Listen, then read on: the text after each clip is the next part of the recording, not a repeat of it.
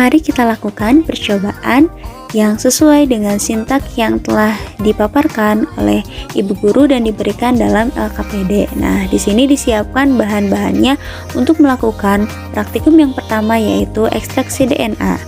Lanjut pada prosedur kerja. Yang pertama, kita masukkan pisang ke dalam plastik ziplock, kemudian dihancurkan sampai betul-betul hancur.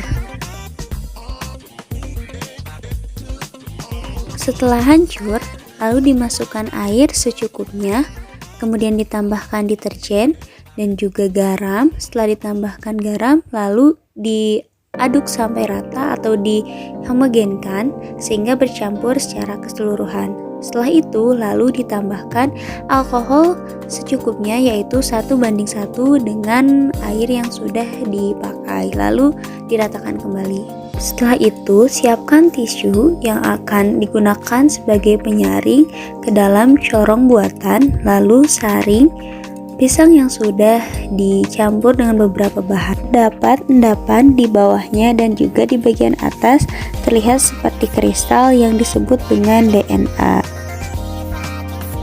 Lanjut pada praktikum berikutnya, yaitu memvisualisasikan bentuk-bentuk dari macam-macam kromosom, yaitu terdapat telosentrik, akrosentrik, submetasentrik, dan juga metasentrik itu tersendiri. Pada visualisasi kali ini digunakan beberapa spidol warna sebagai penanda dan juga diberikan keterangan bagian-bagiannya sehingga memperkuat memori dalam mengingat mengenai macam-macam kromosom. Untuk selanjutnya, untuk memperinci, dibuat bulatan yang merupakan analogi dari inti sel, kemudian dibentuk huruf seperti X untuk menganalogikan kromosom. Nah, di sini digambar dengan beberapa warna spidol, ada spidol merah, kemudian kuning, kemudian hijau, dan juga yang terakhir adalah spidol biru. Hal tersebut untuk menganalogikan bagian-bagian dari kromosom itu sendiri, dan juga dengan adanya spidol ini dapat melatih dan memperkuat perbedaan-perbedaan letak gen, DNA maupun kromosom yang terletak di dalam inti sel sehingga dalam pemahaman menjadi lebih paham.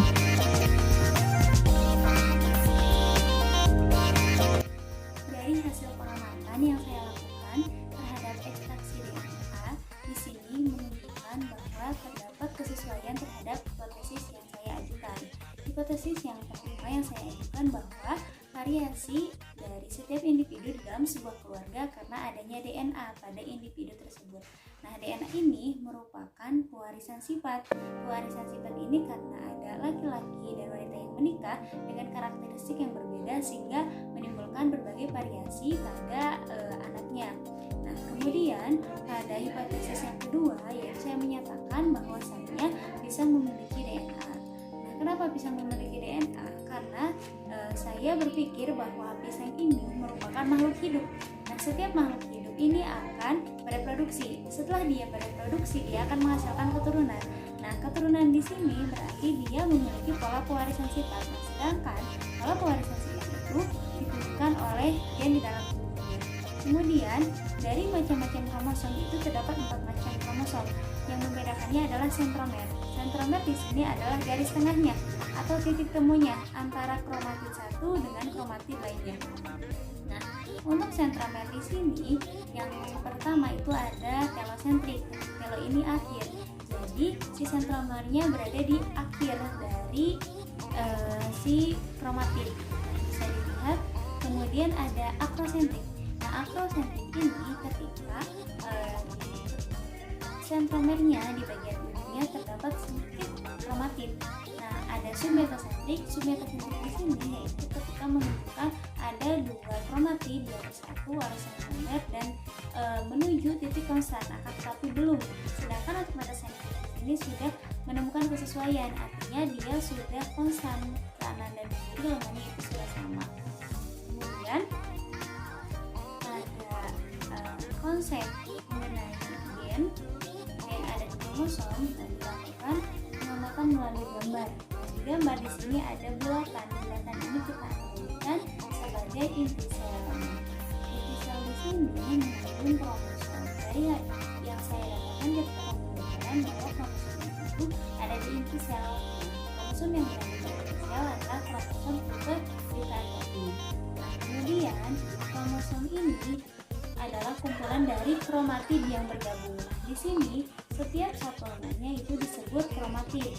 Nah, ketika satu lengan dengan satu lengan bertemu itu disebut kromosom. Nah, makanya disatukan oleh perekat. Perekat di sini dikatakan adalah sentromer atau garis tengah.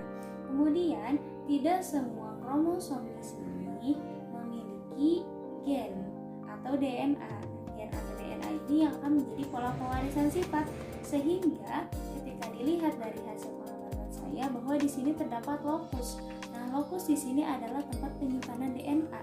DNA di sini yang menyimpan materi genetik dan juga terdapat basa nitrogen. Yang kedua, basa nitrogen ini ada bermacam-macam, ada adenin guanin, kemudian sitosin timin. Yang nantinya ketika berpasangan adenin akan berpasangan dengan timin yang hanya memiliki ikatan 2 rangkap, sedangkan sitosin dan guanin itu memiliki ikatan 3 rangkap.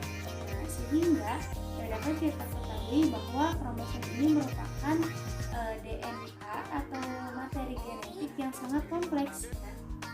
Ketika ada berupa benang-benang halus disebut kromatin.